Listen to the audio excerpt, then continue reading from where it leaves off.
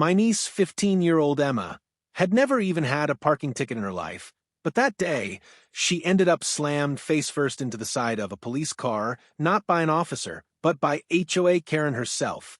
It happened so fast that even the officer standing there froze for a second, as if he couldn't believe what he had just witnessed. One moment Emma was simply walking home with her backpack.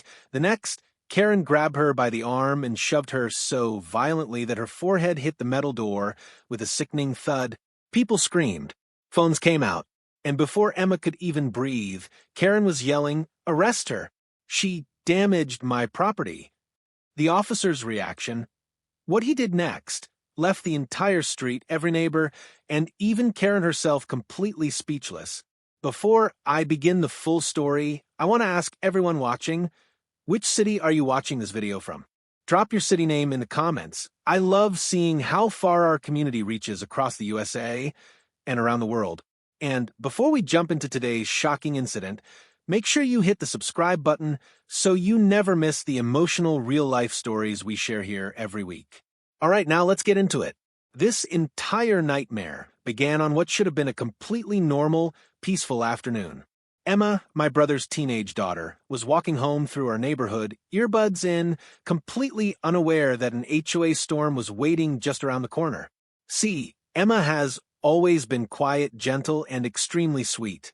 The kind of girl who helps elderly neighbors carry groceries, the kind of kid who never gets into trouble.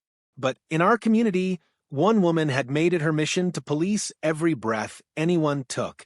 Karen, the self-appointed guardian of the HOA, a woman who treated the neighborhood like her personal kingdom. And on this day, for a reason she twisted out of thin air, she decided that Emma was a threat. What followed was not just an argument, not just harassment, but a shocking act of violence that even the responding officer couldn't ignore. And when he stepped in, he changed everything. Emma never imagined that one wrong step on a sidewalk could trigger the kind of chaos that would change the entire neighborhood forever. It started innocently enough. She was walking home from school, backpack slung loosely over one shoulder, humming along to a song only she could hear through her earbuds.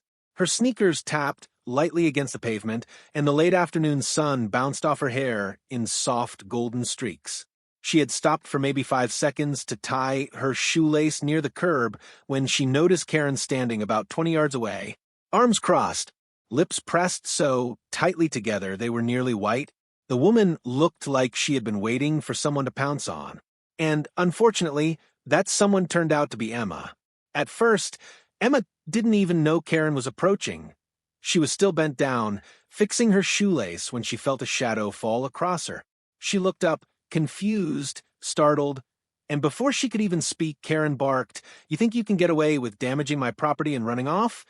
Emma blinked, bewildered. Her voice trembled slightly as she said, I don't know what you're talking about." But Karen wasn't interested in explanations. Her voice boomed across the street, loud enough to draw attention. "Don't you play dumb with me. You kicked over my decorative rocks. I saw you on my camera." That was impossible. Emma had never even walked near Karen's yard. Her usual route home didn't pass anywhere close to it. "I didn't touch anything," she insisted, still on the ground, still confused. And that's when Karen snapped. "Enough," she screamed. "You delinquents think you can vandalize our neighborhood, but not on MY watch." She grabbed Emma's arm so suddenly and so violently that it tore the headphone cord out of her phone. The device clattered onto the pavement. In the same motion, Karen yanked Emma upright, catching her completely off balance. Several neighbors gasped. A small crowd began forming quickly, people coming out of their garages, stepping onto their porches, phones rising into the air as recording began. But Karen didn't care. She was in her authority mode, the mode she loved the most, the mode the HOA had mistakenly fed by giving her the title of community enforcement volunteer.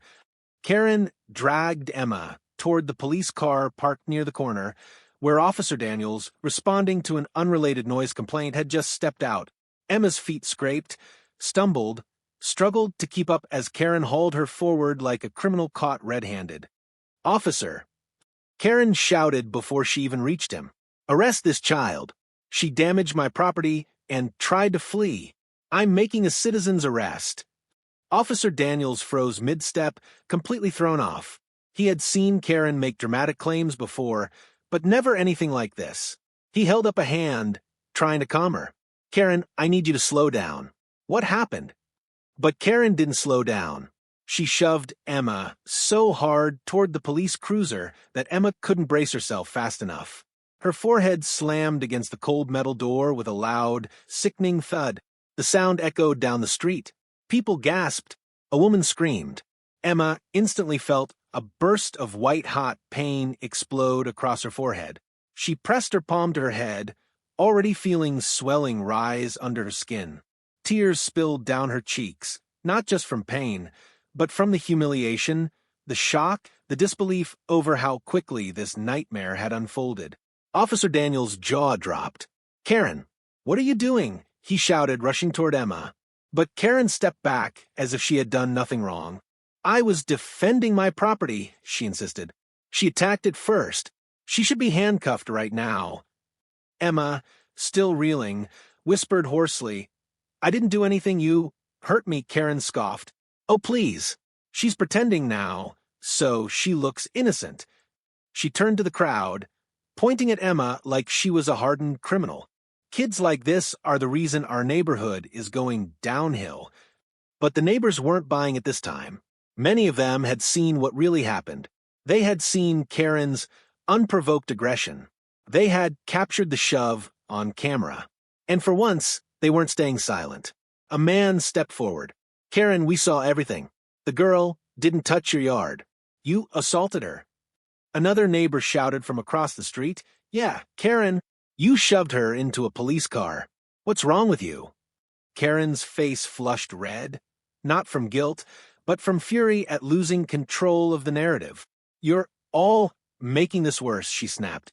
I was doing my duty as HOA enforcement. She's lying. They're all lying. But her voice was cracking now. The crowd wasn't siding with her. And Officer Daniels wasn't either. He crouched next to Emma. Are you dizzy? Do you feel like you're going to faint? She nodded weakly. It hurts a lot. He gently examined the forming bruise. His face hardened. He stood up and turned to Karen. His voice dropped to a cold, professional tone. Karen, step back. Now. Karen blinked, outraged. Excuse me? I'm the victim here. No, he said firmly. You're not. A hush fell over the street. Even the birds seemed to stop. Karen sputtered. You can't talk to me like that. She damaged my property. I said step back, he repeated sharply. For the first time, Karen's confidence wavered. She took a hesitant half-step backward. Emma clutched her forehead, dazed, trembling, terrified. She couldn't understand why this was happening to her. Why a simple walk home had turned into an assault. Why this grown woman hated her so much. And then Officer Daniels said the words that changed the entire energy of the street. Words Karen didn't expect. Words that made her face drain of color. Karen, you just committed assault in front of multiple witnesses and on video. The crowd erupted in murmurs. Karen froze. Literally froze. Her mouth opened, but nothing came out. And that's when, for the first time since the confrontation started, Karen realized the situation was no longer in her control. The moment Officer Daniels declared that Karen had committed assault, the entire street shifted from confusion to controlled panic. Emma's knees wobbled beneath her, and she would have collapsed if Officer Daniels hadn't placed a steadying hand on her shoulder. Her breaths came quick and shaky, her vision blurring at the edges. The bruise on her forehead grew darker by the second, spreading beneath her skin like a storm cloud. Sit down, Emma, Daniels urged softly, guiding her to the curb. She lowered herself slowly, struggling to stay awake as the adrenaline drained out of her body. Someone rushed forward with a bottle of water, another brought an ice pack from their freezer. A neighbor draped a light jacket over her shoulders, noticing she had begun to tremble uncontrollably. The community that had stood by silently through countless HOA dramas suddenly rose up, protective, kind, furious on her behalf. Meanwhile, Karen stood several feet away, shaking, not from remorse, but from pent-up rage that her authority had been challenged. She glared at Emma like the girl had staged a Hollywood-level performance. Then, as if flipping a switch, her entire demeanor changed. Karen smoothed down her shirt, cleared her throat dramatically, and addressed the growing audience. "Everyone is overreacting," she declared, raising her voice. "This girl tripped on the curb. I simply tried to catch her before she hit the car." The crowd erupted into disgusted groans, headshakes, and disbelieving laughter. A woman shouted, "Karen, we all saw you throw her into the car. You can't lie your way out of this." Karen fired back, "You people always take the side of troublemakers. This girl vandalized my yard. Check my camera footage if you don't believe me." "Then show the footage," someone challenged. Karen's lips tightened. It's not accessible right now." "Of course it isn't," a man muttered. Officer Daniels stepped between them, holding up a hand for silence. "Nobody speak to Karen. I need everyone who witnessed the incident to form a line and give their statements one at a time." The neighbors nodded firmly, eager to cooperate. Karen rolled her eyes. "Oh, please, what statements? They're all lying to make me look bad. This girl is faking it. Look." She gestured toward Emma. "She's not even crying anymore." Daniels shot her a glare sharp enough to cut glass. "Karen, I'm warning you. Walk away from a victim." Karen scoffed but stepped back a few inches. Just then, the distant wail of sirens grew louder. Within moments, a paramedic truck rounded the corner and came to a stop near the police cruiser. Two paramedics jumped out, pushing a medical bag and a small stretcher. The crowd parted as they rushed over to Emma. The older paramedic, a woman with gentle eyes, knelt down beside her. "Sweetheart, can you tell me your name?" "Emma," she whispered. "Hi, Emma. I'm Dana. I'm going to check your head, okay?" Emma nodded weakly. Dana gently pressed around the swollen area. Emma winced, sucking in a breath through her teeth. Dana exchanged a knowing look with her partner. "She needs to go in," she said softly, loudly enough for Daniels to hear. Karen snapped, "Oh, give me a break." She barely touched the car. "I've walked into cabinet doors harder than that." Dana turned her head slowly, her expression ice cold. "Ma'am, you are not helping. Please step back." Karen threw her hands in the air. "Everyone is acting like I tried to murder her." "You assaulted a minor," a man in the crowd reminded her. "On camera." Daniels gently helped the paramedics lift Emma onto the stretcher. The girl's eyes fluttered shut as the dizziness worsened. Dana tapped her cheek lightly. "Stay with me, sweetheart. We're going to the hospital now." Emma forced her eyes open, fighting the urge to vomit. Everything felt unreal, like she was floating inside her own body, watching a nightmare unfold from far away. As the paramedics began wheeling her to the ambulance, Karen suddenly darted toward them. "Wait, I need to speak to the officer first. She attacked my property. There needs to be a report." The crowd booed. A woman yelled, "How heartless can you be? She's a child." Karen hissed back, "Children can be criminals." Daniel stepped forward and blocked her path. "Karen, that's enough. You're not approaching her again." "You can't stop me from defending my property," she screamed. "The HOA rules say, the HOA rules don't override state law," Daniel snapped. "And your actions today fall under assault of a minor." Karen's face flushed so dark it nearly matched burgundy. "You're making a huge mistake. I'll be speaking to your chief. I know people." "You can speak to anyone you want," Daniels replied coolly. "But right now, step aside or I'll detain you." The threat landed hard. Karen stepped back, but her eyes burned with hatred toward Emma, toward the neighbors, toward anyone who had dared stand against her. She sputtered, "This is ridiculous.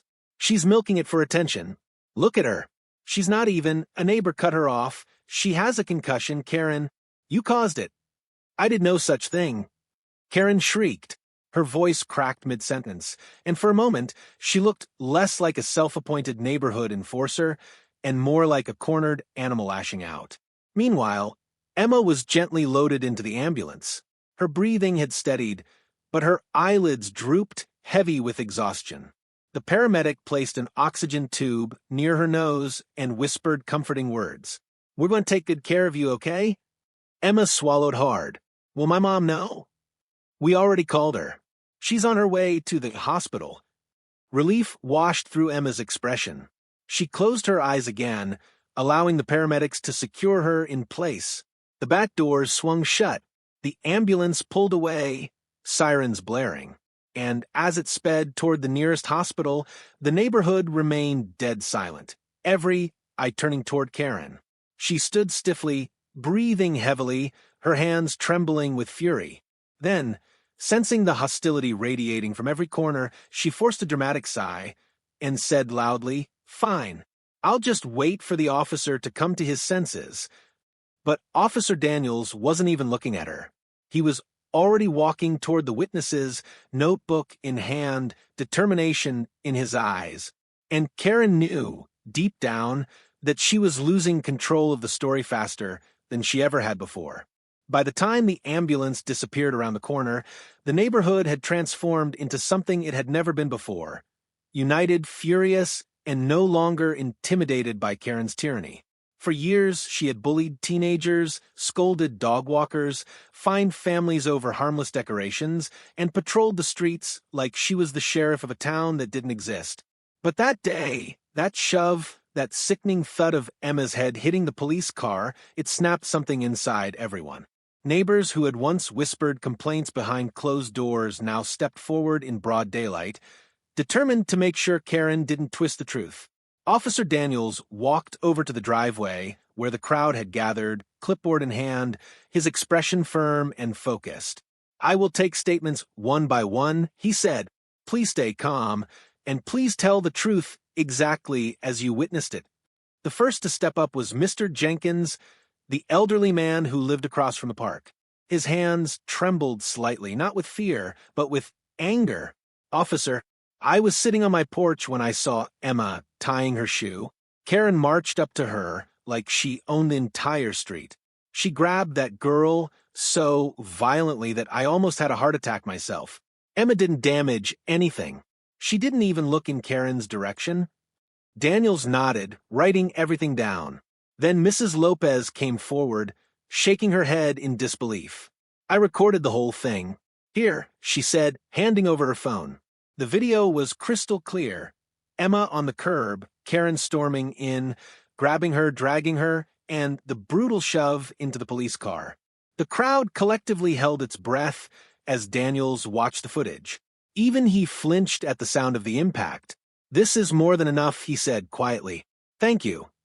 But the statements didn't stop. A teenager came forward holding a skateboard. "Emma's my friend. She's literally one of the nicest girls here. She didn't do anything." Karen just snapped. "She's been acting like she runs the world." An older woman stepped up next. "Officer, I saw Karen last week screaming at a 12-year-old boy for riding his bike on the sidewalk. She threatened to fine his parents $10,000. She thinks every child here is a criminal." Daniels continued noting everything, his face tightening with every statement. Karen, standing off to the side, huffed loudly. "All of you are exaggerating. You're making me look like a monster." "You don't need help with that," someone muttered, prompting scattered laughter. Karen snapped her head toward the voice. "You watch your mouth. I am still an HOA representative." But nobody flinched. Nobody backed down. It was as if, for the first time, the neighborhood realized that Karen's power only existed because they were afraid of her. And today, that fear had evaporated. "Karen," Daniels finally said, turning to face her, "do you have anything to say before I continue documenting these accounts?" She lifted her chin defiantly. "Yes, I do. I want to make MY official statement. That girl vandalized my property. She's been targeting me for months because she's jealous that I'm the only one trying to keep this neighborhood decent." Daniels cut her off. "Do you have proof?" Karen blinked rapidly. "My camera caught her." "Then show me the footage." It's corrupted right now." "Conveniently?" "Yes," she snapped. "Conveniently. Technology isn't perfect." The crowd groaned again. Daniels rubbed the bridge of his nose. Karen, multiple witnesses, and clear video proof show you assaulting a minor without provocation. That video is taken from a bad angle, she insisted. I wasn't shoving her. I was trying to steady her. The crowd burst into a wave of disbelief. Steady her, a woman echoed. Karen, you threw her like she weighed nothing? I did not. Karen shouted back. She fell. She slammed head first because you pushed her, someone yelled. You're all ganging up on me. Karen screamed. This is harassment. This is bullying. I'm the victim here. But the more she yelled, the guiltier she looked. Daniels took statements from a dozen more neighbors, each one describing the same thing. Karen had attacked Emma out of nowhere, then tried to blame her. Some added stories from the past. How Karen shrieked at kids for chalk drawings. How she found a new mom because her stroller blocked the walkway. How she threatened to tow cars that didn't match her neighborhood aesthetic. Every story painted a clearer picture of a woman who had been abusing her power for years and finally got caught crossing a line so severe that even the authorities couldn't protect her. Meanwhile, a hush fell over the crowd as Emma's mother arrived. Racing down the street, panic painted across her face. Where's my daughter? She gasped, breathless. A neighbor rushed to reassure her. She's on the way to the hospital. She's conscious, just shaken. They think she has a concussion. Emma's mother covered her mouth with both hands, tears spilling out instantly. Then she looked at Karen. The expression on her face was something the neighborhood had never seen from her before. Pure, trembling fury. You touched my child, she said slowly. Karen swallowed. It was an accident. She fell. You threw her into a police car. Emma's mother screamed. You put your hands on a minor, my minor, over a fake story about rocks? Those rocks were imported. Karen shrieked. They cost. I don't care about your rocks. Emma's mother shouted, her voice shaking the street. Daniels had to step between them. Ma'am, please. I promise you we are handling this. Emma's mother forced herself to breathe, but her eyes stayed locked on Karen. She belongs in handcuffs, she said. Karen flinched. Oh, don't be dramatic. Dramatic? Emma's mother snapped. My daughter is on a stretcher because of you. It was her fault. Karen insisted. She attacked my property. She staged this. Staged a concussion? Daniels said sharply. Karen, stop talking. But Karen didn't stop. She never knew when to stop. She wanted attention. These kids always want attention. That was the breaking point. Daniels closed his notebook, turned, and spoke loudly for everyone to hear. I am forwarding this to the district attorney. There is overwhelming evidence of assault. And, Karen, you will not be talking your way out of this. His words rang through the neighborhood like a final verdict. Karen opened her mouth to argue, but no sound came out. For once, she was speechless. And for the first time ever, the entire neighborhood finally saw Karen stripped of her power, alone, exposed, and dangerously close to consequences she had never imagined she'd face. The moment Officer Daniels closed his notebook, the investigation shifted from a chaotic street incident to a full-scale legal process, something Karen had never imagined she'd be on the wrong side of. While neighbors lingered in stunned clusters, whispering and replaying the events over and over, Daniels stepped away to speak privately with dispatch, requesting additional officers, a supervisor, and confirmation of Emma's condition from the hospital. His tone was calm, professional, but underneath it, there was a tension that even the neighbors could sense.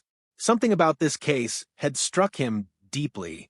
Not just the assault itself, but the history everyone had revealed about Karen's pattern of harassment.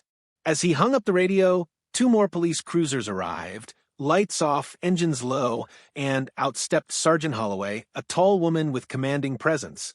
She walked toward Daniels, her boots crunching on the pavement. Heard it's an assault on a juvenile, she said, scanning the 10th Street. Tell me everything.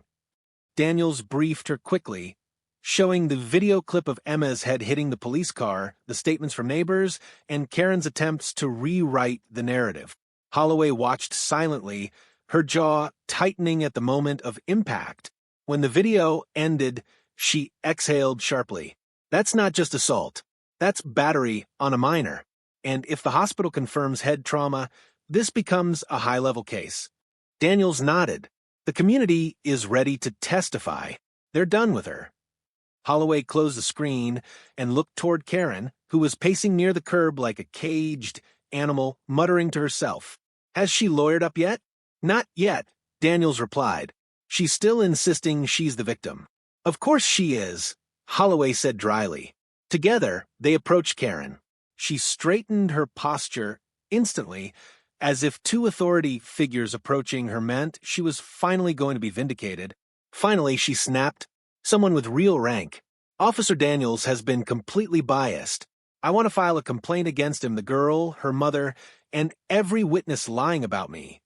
Holloway held up a hand. Karen, let me stop you right there. You're not filing anything. Karen blinked.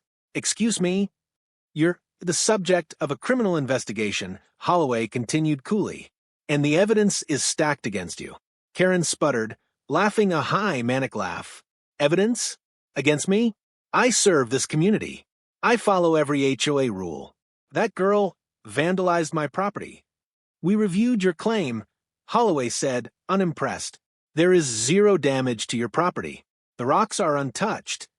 That doesn't mean Karen began. Holloway cut her off. And our team checked your porch camera. You allowed them access when you first made the call last week about the noise. It automatically backs up to cloud storage.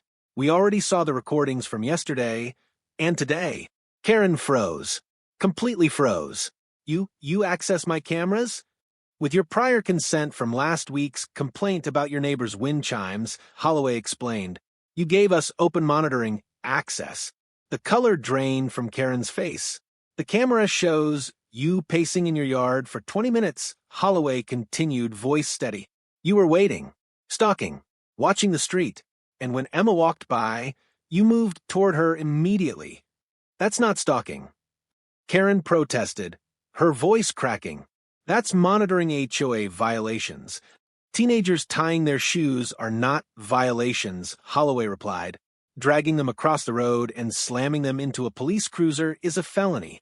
Neighbors gasped again, even though they already knew it was serious.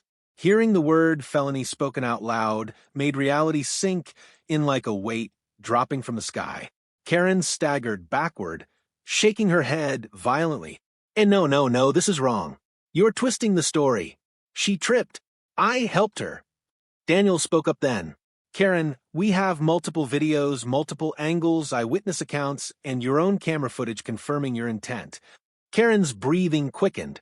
Her hands flapped helplessly. You don't understand. She was acting suspicious. Teenagers cause trouble. They disrespect authority.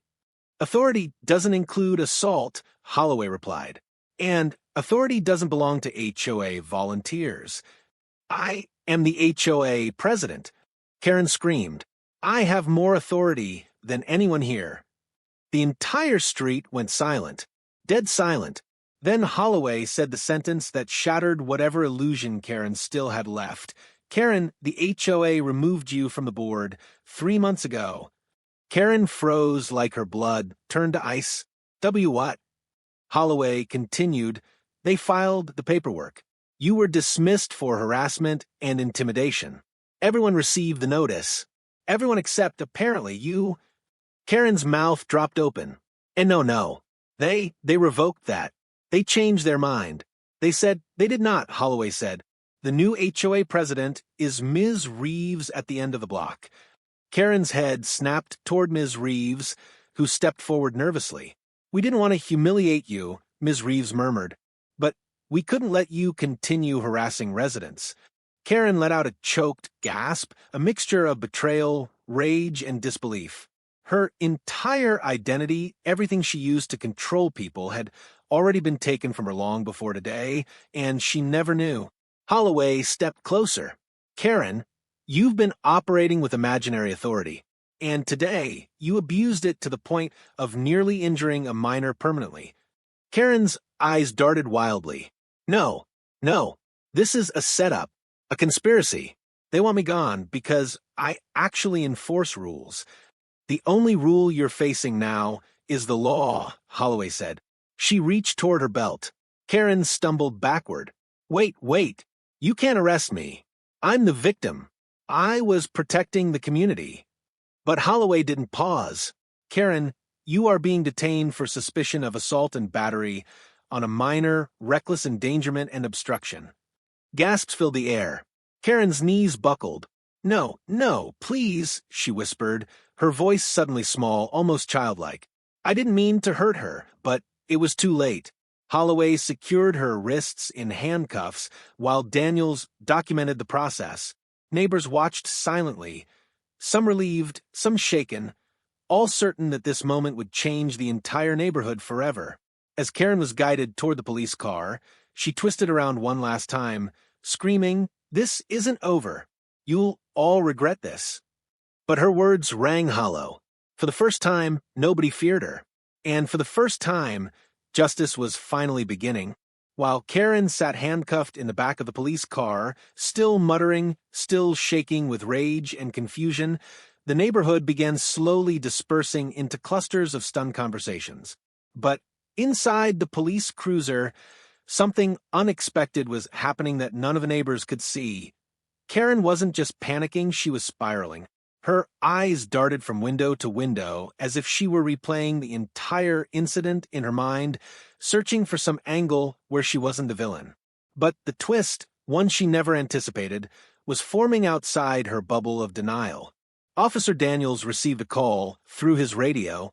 His expression shifted immediately, turning grim, then shocked, then unbelievably tense. Sergeant Holloway leaned in. "What's going on?" Daniels pressed the radio closer to his ear. "That was the hospital," he said, quietly.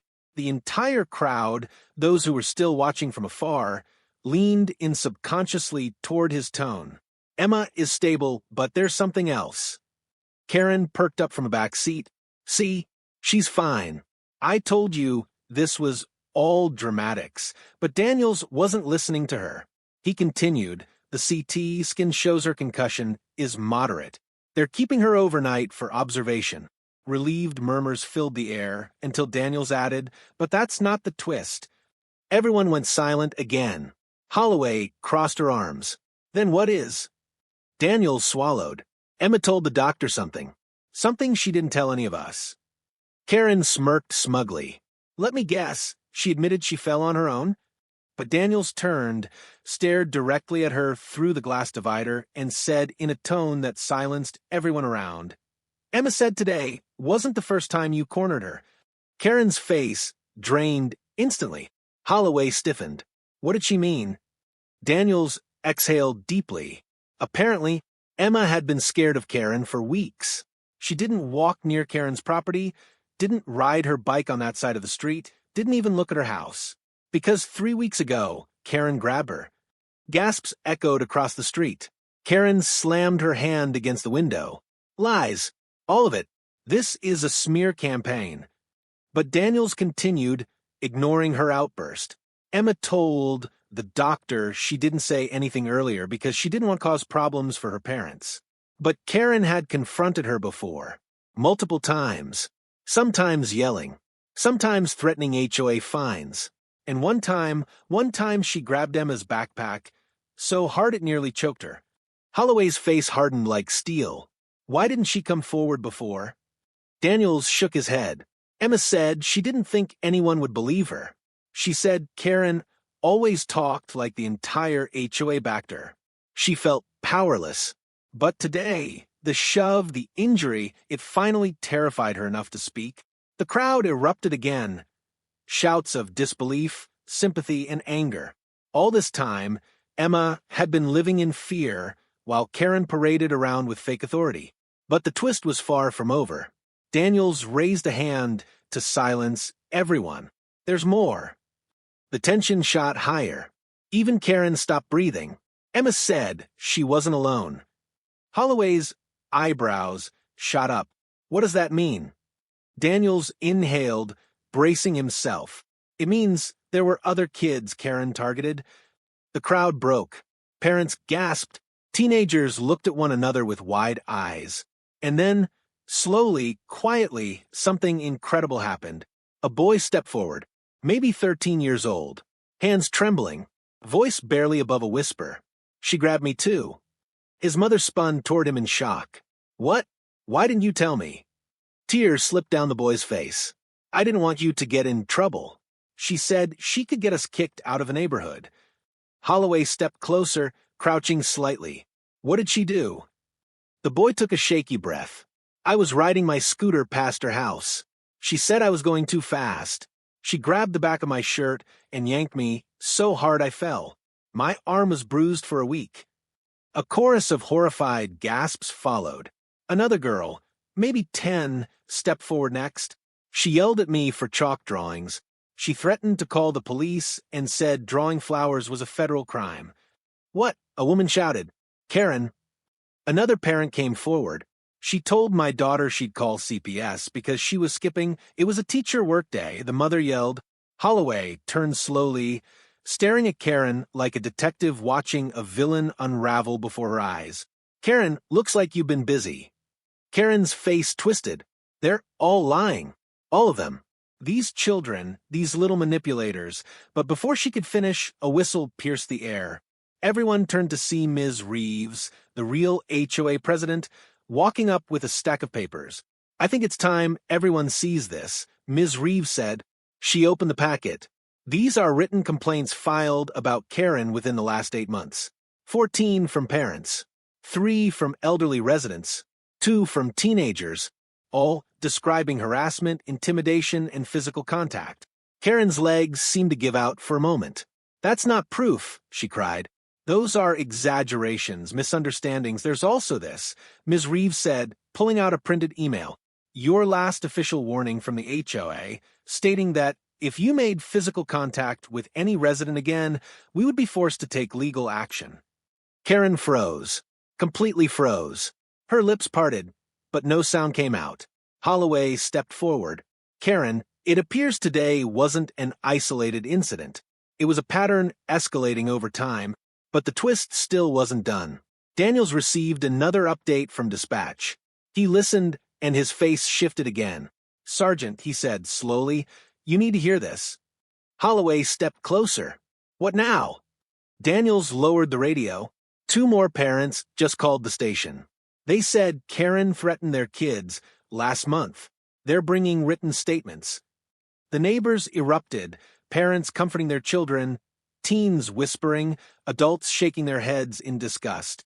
And then Daniels delivered the final punch. Over the last year, Karen filed 38 false HOA reports against families who had done absolutely nothing wrong. 38, someone shouted. Are you kidding me? Holloway turned to Karen. This isn't just assault anymore. This is harassment, intimidation, filing false claims, stalking minors, and abuse of community authority. Karen's mouth hung open, her eyes filled with tears, not genuine remorse, but pure disbelief that her years of control were crumbling in seconds. No, this isn't happening, she whispered. But it was happening. And the neighborhood, once divided by fear, was united now, standing together, furious, protective, awakened. For the first time, every mask Karen ever hid behind, HOA volunteer, community protector, neighborhood rule enforcer, had been ripped away. And what remained was someone dangerous, someone who had finally been exposed. The twist nobody saw coming wasn't just what happened today. It was the truth hiding beneath the surface. Karen had been terrorizing the neighborhood for a long, long time, and today, every secret finally came out. By the time the sun dipped low and cast a burnt orange glow across the neighborhood, the chaos of the day had settled into a tense, quiet anticipation. Like everyone was waiting for a verdict that would finally bring peace after months, even years of silent suffering. Sergeant Holloway stood tall, arms folded, eyes fixed on Karen as 2 additional officers approached to transport her to the station for booking. Karen, once the self-proclaimed queen of the HOA, sat trembling in the back seat of the police cruiser, her earlier rage replaced by frantic muttering, desperate excuses, and paranoid glances in every direction. She kept whispering, "This isn't happening. I was protecting the community. They're lying, all lying." But for the first time, nobody was listening to her. Not the neighbors, not the officers, not the HOA board members, not even her closest acquaintances who once nodded fearfully at her false authority. As she was driven away slowly, the entire neighborhood watched in silence, not out of cruelty, but out of long-awaited relief. A feeling of justice, a feeling of safety, a feeling that the chapter of fear Karen had written was finally closing for good. But while that part of the story ended with the sound of the cruiser's tires rolling down the asphalt, the emotional core of the day was still unfolding across town at the hospital, where Emma lay resting in a dim room, a soft monitor beeping gently beside her. When her mother arrived moments after the ambulance, she burst into tears the second she saw her daughter's face, pale, bruised, exhausted, but alive. "Sweetheart," she whispered, brushing Emma's hair back carefully to avoid touching the swollen bruise. "I'm here. I'm right here." Emma blinked slowly, her eyes heavy. "Mom, I didn't do anything. She just grabbed me." Her mother swallowed hard, eyes glistening with both heartbreak and fury. "I know. You didn't deserve a second of it. And it's over now. She can't hurt you again, I promise." The doctor entered gently, updating her on the scans. Moderate concussion, no fracture, but strict rest was required.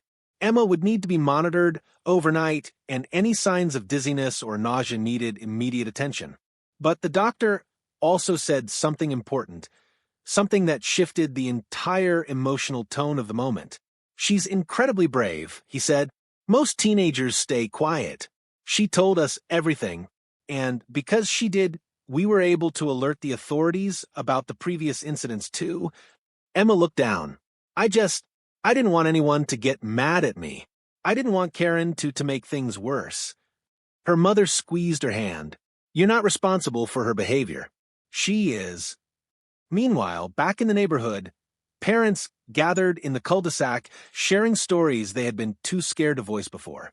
Kids leaned against their parents' sides, some crying softly, some shaking as the memories surfaced, memories of Karen yelling, threatening, humiliating them. What Emma's courage did was something no one expected. It opened the door for every victim to speak. Ms. Reeves, the HOA president, stepped up on the small brick flower bed to address everyone. "I'm so sorry," she said softly, her voice cracking. "We tried to remove Karen quietly to avoid stirring chaos. But what we should have done was protect our community openly. We failed you, and that changes today." People nodded, some folding their arms, others wiping away angry tears. From this point forward, Ms. Reeves continued, the HOA will implement strict boundaries. No volunteer will ever have enforcement power. No one will patrol. No one will approach children. Every complaint will be handled through official channels, not through intimidation. The crowd absorbed her words with relief.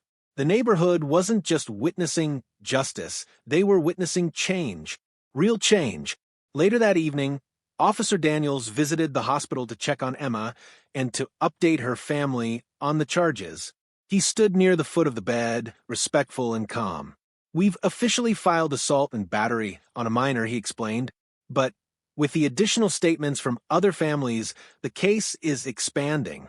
There will likely be charges of harassment, false reporting, intimidation, and possibly endangerment." Emma's mother nodded, her hand gripping her daughter's tightly. "Good," she whispered. "She needs to answer for everything she did." Daniels looked at Emma gently. "I want you to know something. You didn't just stand up for yourself today. You stood up for everyone she ever scared. Because of you, no kid in that neighborhood will have to look over their shoulder again." Emma's eyes filled with tears. "I wasn't brave," she murmured. "I was scared." Daniel smiled softly. "Courage means being scared and speaking anyway. You did that." Later that night, after Emma had fallen asleep and the hallways had quieted, her mother stepped outside the hospital room for a breath of air. She found neighbors waiting in the corridor, people who had rushed from the neighborhood to check on Emma. Some brought flowers. Some brought cards from their children. A few simply said, "Tell her we love her." The community that had been divided by fear was now united by empathy.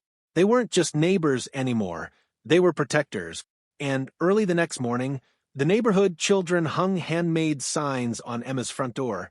"We love you, Emma." You're so brave. Come back soon. You did nothing wrong.